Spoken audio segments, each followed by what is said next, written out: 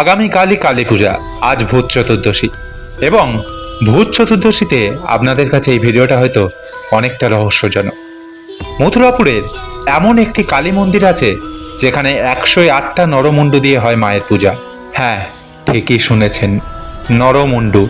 এবং শুধু কালী পূজার সময় নয়, সারাটা বছরই কালী মায়ের পিছনে থাকে এই নরমুণ্ডু।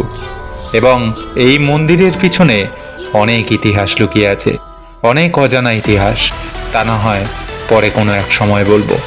কালী পূজার দিন সারা রাত এখানে বাংলার নানা প্রান্ত থেকে মানুষ ছুটে আসে মাকে একটু দর্শনের জন্য। মায়ের দিকে তাকালে চোখ যেন ঝলসে ওঠে, চোখ থেকে যেন গড়িয়ে আসে জল। মায়ের এই ভয়াবহ ভয়ঙ্করী সুন্দরী রূপ এই মন্দিরে না এলে আপনারা বিশ্বাস করবেন না। কারা কারা আসছেন এই ভিডিও দেখার পর কমেন্টে জানাতে ভুলবেন না। শুভ দীপাবলি।